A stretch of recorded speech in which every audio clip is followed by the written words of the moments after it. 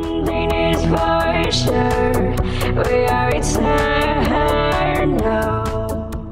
Hey, Composer Gloves here, and this is the third video in the FL12 mini series effects Vocodex tutorial thing. So today we're going to be talking about the envelope follower and the contour and the order and the snowflake, which is it's pretty simple stuff if you understand the idea of bands. So if you haven't watched the Fruity Vocoder video, which is the first one I did on vocoders, and I did it on purpose to just show the basics of how a vocoder works. So I'm just going to assume you know about these bands and what they do and where they are, because I've talked about them. And so we've got these bands, and the way the filter shape of these bands are, how steep this area is that quantizes our frequencies, can be influenced, and they each generate their own volume envelope. So the volume at this particular band has its own volume control, and so that's how that works. So we can manipulate this volume envelope, and it's generated because, you know, as the modulator, however loud that is, will go into the carrier and say, hey, be this loud here, and things like that. So that's important to note. So that's the first thing we need to be conscious of. And then there are general volume envelopes. So when we have a modulator coming in, the sound of the modulator, the sound in this case of my voice, Subscribe. this will have its own volume envelope. It will say, hey, get louder here, stay loud, get softer, get louder, ooh, get loud here, stay loud over here, get softer. This is considered a volume envelope. And so we have this thing called an envelope follower. And an envelope follower, what it does is it detects this. It says, hey, this is happening, this is going on. And so when it does that, we can manipulate how quickly it detects it, what kind of way it detects it. So, for example, we have an attack button. This is how fast it will make the change to detect it. Now it's got to go through our process, right, and get quantized to our signals in each individual band, but this is like a whole thing.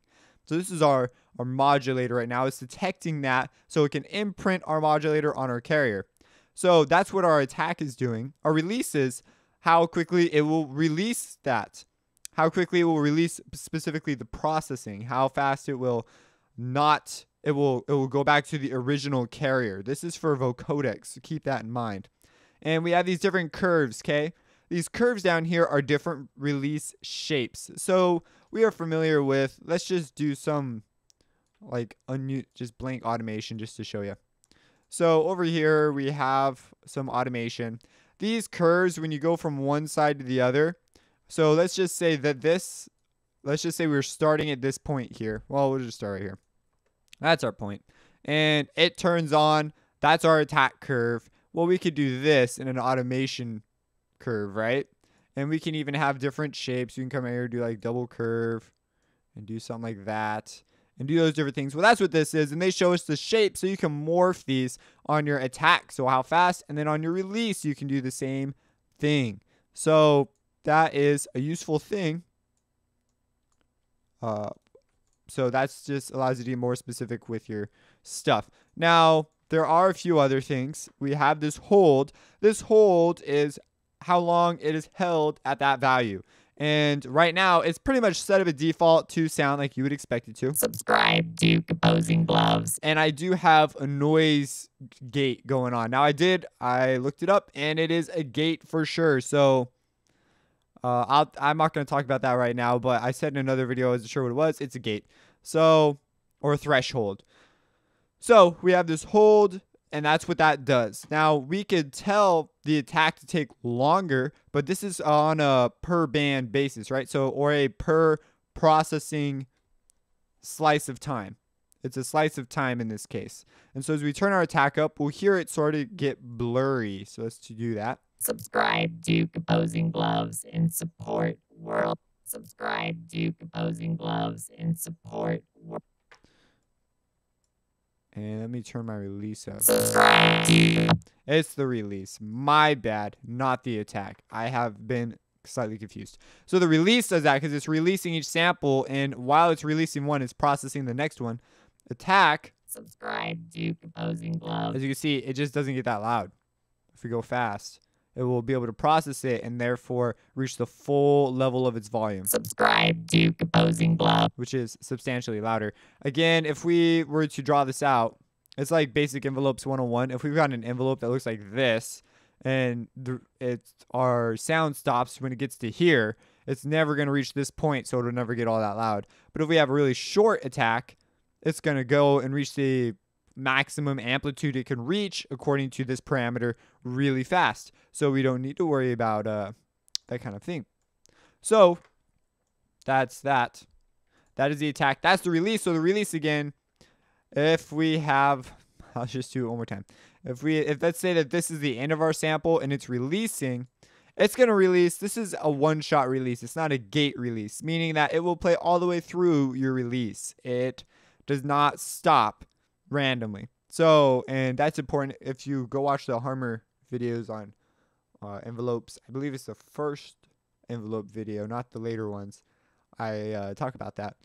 And so, yeah, as it's going through, it'll go through all the way through our release. So if we have our next sample starting, but the other sample is still releasing, it's going to get blurry and stuff. But if we have a really short release, it will have released completely. The sample will no longer be sounding. Subscribe to Composing. Now, if we take it all the way down, we'll get this square wave distortion. Subscribe to Composing Gloves in support. And if you can't hear that, you're not listening to on great speakers. But you should be able to hear it because it has some high harmonic stuff. Subscribe to Composing. And what that is it is releasing the vocoder. It's just going too fast is all that's happening. The release is happening way too quick. And you may want something like this at times. I don't know. Maybe you're automating this and you're not totally aware of what's going on. What you can do is you can come over here, hit min times. Subscribe to Composing Gloves. And you see that it fixes that. All it does is it ensures that the vocoder band has the ample amount of time to, or the absolute minimum time to actually quantize the signal to the proper band. And so that's what that does. That ensures that you don't get this distortion. Subscribe to. I wonder if taking it out of draft will fix that. Subscribe to. Oh, it makes it worse. Subscribe to Composing Gloves in support. If you listen to it real closely, you can actually hear a pretty noticeable difference between draft and not draft. Subscribe to Composing Gloves in support world. That's what they did with MP3. They had to get these guys that were like expert listeners just to listen to the difference between a WAV file and an MP3 file. And that's how they improved the MP3 compression codec. Anyways, we have hold, which we've already talked about. But if we increase hold. Subscribe to Composing Gloves in support world domination. You see, we get this sort of, it feels almost like it's talking slower, but it's not. Or processing slower. And what it is it's holding each of these values longer. So instead of the release going off and releasing, it's as if it's like, this is more like a gate. So if we were to do this as a envelope, it would be like sample and then another sample going straight across. It would look like stair steps. It would look something like that. And each sample is being held and then it goes boom, gone. So it'd be like, whoop, there, not there, there. And sometimes these will overlap. I can't do that with an automation curve. But that's what hold does. That's just holding the modulator level for the vocoder. Subscribe. And generally you don't want that. Subscribe to. Now, as you see, it's really noticeable if you take it down. Subscribe to Composing Glove. But our min times again fix that. Now, that may be something you want. Maybe you're making a weird robot flangery sounding thing, and that's something you might want to do. I don't know. So we have this peak and arm S. Now, if you're familiar with meters at all, you should know that these are peak meters. So if you play it, Subscribe to. I'm gonna take my attack and release up. Subscribe to Composing Glove. And turn minimum time on just to be safe. So we see our meters, they come up, and as soon as they have amplitude levels hit, it just goes, oh, let's use, here, I've even got a fancier thing. We should have a big clock fruity dB meter. This is a useful plugin. I believe Wave Candy can do this too. So Subscribe to composing. We are on peak meter. And as you see, volume level comes and bang, you see how loud it is. Like immediately what level.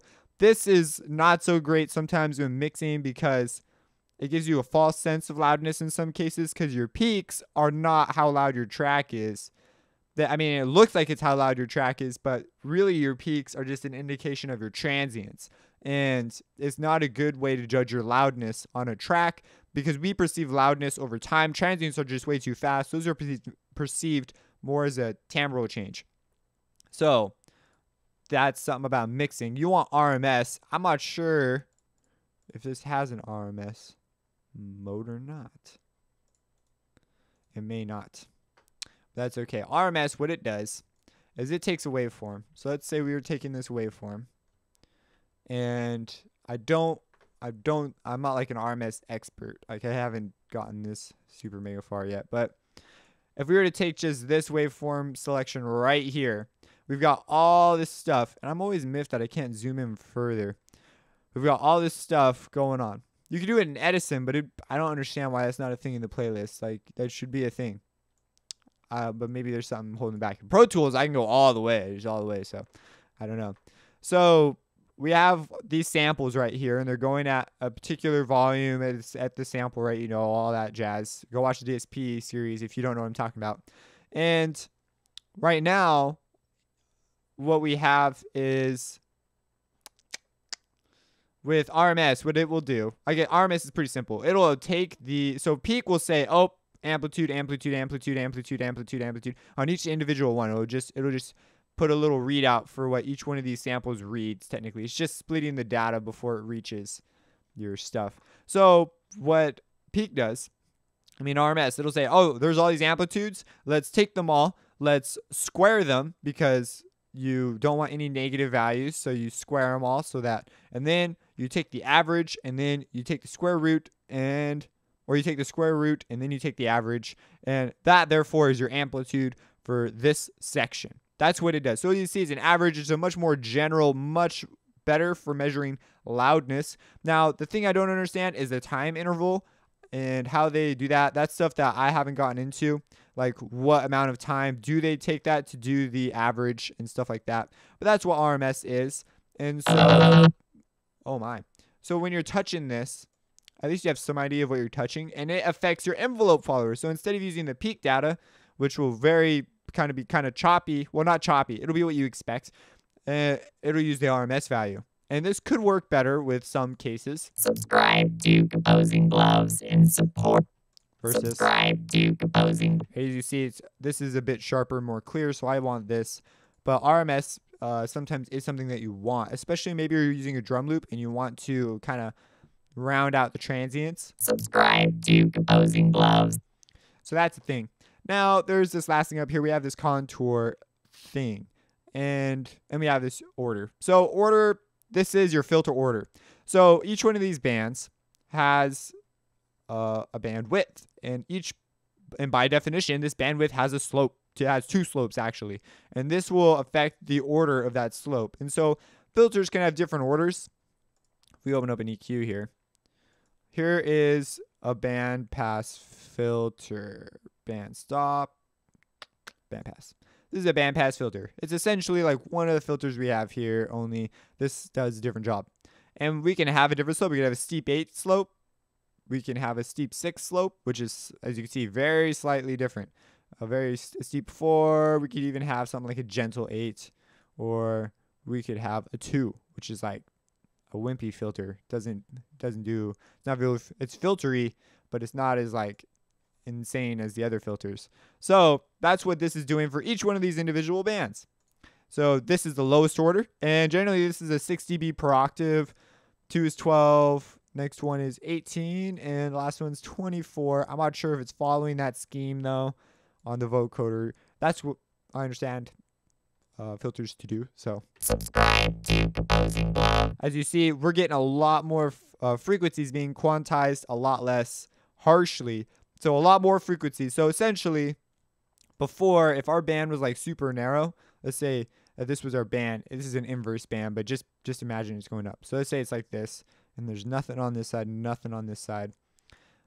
all these frequencies are being put in here, except for this is a wide band. So a lot more frequencies. So a lot of these bands may even share frequencies that are getting quantized. And this could increase the way your sound is, because your frequencies are getting represented more than once. And so that's something that could be useful. And then as you get narrower, this sharing of frequencies goes away until they are very narrow and they may not share frequencies at all. Subscribe to Composing Gloves and support world domination. Subscribe to Composing Gloves. And that's why there's the difference gets more and more dramatic as we go up. I've never seen, I'm going to say it, I've never really seen a good explanation on orders, filter orders for Vocodex. Because when I was new, I was looking at Vocodex tutorials. I just couldn't find any. That's part of the reason why I'm making this. And now there are some that are out there that are quite nice, but every now and then they still brush over things that I wish they wouldn't brush over. And so that's one of the things that I actually found out, not because I read the manual to Vocodex, but because I was learning all about filters and the way filters work and reading books and other things. So now we have this contour thing, and this is a pretty cool thing. So if I turn our contour off, it's important to turn our noise off, because this will, so by default, you usually get something like this. Subscribe to Composing Gloves. And you notice that sounds like, it sounds like there's like a filter on it. Subscribe to Composing. Well, what's happened is we have lost our sibilants. So the s and the psh, you know, those kind of things. The things that require your tongue to make a sharp edge of air against teeth to do. So if we turn on, so we have this contour thing to help fix that. So if we turn on our noise, we're like, oh, we're going to put noise in there to help put these sibilants back in. Subscribe to Composing Gloves. But now we have noise like in ranges, just so you have an idea. Sibilants usually occur in the into the 7.5 kilohertz range and up. Yeah, that's where sibilants are usually up here in this area. They're not usually down here. They can be, though. They could be down here, but they're almost certainly not going to be down in the 200 hertz range. 500 they may start to show up a little bit, but they're going to be up here mostly. So it's very unusual to have them down here. So, and if they are down here, they'll sound so they wouldn't even sound like this. So let's talk about how this works. So our noise is right now being added to the whole spectrum, and we're actually high passing it right now, which is shoving it up there into that 7.5K range area. If we take the high pass off. Subscribe to Composing Gloves. Now that might be something you're looking for. I don't know, but if you turn it up, as you can see the hertz cut off up here if you want an actual value. And it's important, I think, to associate what you hear with hertz values, because then you can be way more specific about cuts you're making, and you know what things sound like way more, like you could just be way more exact a lot faster. Subscribe to Composing. So you see that already sounds pretty good. Before it sounded pretty good too, but if we take it up and high pass that low stuff out, subscribe, that's where we expect sibilants to be. So it kind of works out, and it follows according to our envelope follower. It's coming in and out. Its volume's being modulated by this envelope according to our settings. So it works out pretty good, but we have another option, an even better option. We have contour. What contour does is it takes something from one thing, the volume from one thing, and imprints it on another thing. So if we were to take the volume from the carrier, so here's the carrier. So this, remember, that's our big fat synthesizer. Is this thing over here, which you can't hear, but if we turn this up, that's what it is. And so if we take that, we could, for example, imprint that volume envelope to the modulator. Subscribe to Composing Gloves. And it's not too big of a difference. This is mostly useful for modulating consonants to noise. So if we take stuff, so what it does is, I already talked about, there are specific frequencies that these sibilants occur in, and they're actually so specific that there are like entire programs, and there's all these ways to detect them, and there's filter types. There's special filters that move, and they're designed to specifically get the consonants. And so we could take our consonants, and what we'll do is we'll go into our modulator and apply these filters to our modulator to get these consonants. All right, and then it will it will only let those consonants through to our noise. So we can take the high pass off and check it out. Subscribe to Composing Gloves. Now you'll notice that we do have low frequency noise still. But as you can see, that's quite a bit more noticeable. If we were to turn our high pass up, we can actually filter that out if we don't want something like that. And I'm going to go up to like 6 just for good measure. But, or I'll go down to 5. 5,000 kilohertz. 5,000 hertz. Subscribe to Composing Gloves and support world domination. And you can see that helps quite a bit with our intelligibility on our speech. So that may be something that's important to you. Now our last thing here is we have an envelope follower, and as you see, our modulator, the individual bands and their individual volumes are represented down here. This is gonna become a big thing later. Subscribe to Composing. So you could see it all going on down there. So woohoo! It even has a frequency spectrum for us. It's got here's 20 hertz, here's 10K, and up here is 20. So at the end of 10K is 20, and la la la. Well, you can hold a particular amplitude relationship to a carrier. So by just pushing the hold button, and it's easily demonstrated. Check it out. Do Glove support world nation. So as you can imagine, you could automate this on and off. Just automate, and I believe it's a 50. Subscribe to. Interesting. Subscribe to Composing Glove. Subscribe to Composing Gloves and. Let's try something like, let me step. Okay. Let's try something like a different wave. Let's do a pulse. Subscribe to Composing Gloves and support world domination. Subscribe to Gloves, support world domination. Subscribe to Composing Gloves and support world domination. Now, this would be more useful for maybe bass sound or something, but you could achieve maybe a very particular effect with freezing the envelope follower. And so that's all it does. It just freezes that. It'll take whatever's this detected and it's being displayed down here if you haven't made that connection. And bang, you've got an instant way to modulate that. Now, one other thing I wanted to touch on, if we come over here to our modulator noise level, this is a gate. And so if you're not familiar with the gate, it says so we've given it a noise level and it's mapped this out for us. And the only reason I'm covering this now is because I already talked about this in the previous video. If our volume is not louder than this, then it does not pass at all. It's 0 volume. If our volume is louder than this, then everything passes. And that's the simpleness of a noise gate. And so if this band right here is not this loud, which you could see up over here how loud that is. It's negative 70 dB. It's pretty soft, like outrageously soft. If it's not that loud, you're not gonna hear it. And this is nice because we got rid of all the noise in our sample, which I've demonstrated before. I just wanted to confirm that this is a noise gate. So that's the thing. If you have any questions, drop them in the comments. Hope I'm explaining things clearly. Subscribe and have a blessed day. Composing Gloves. Reverse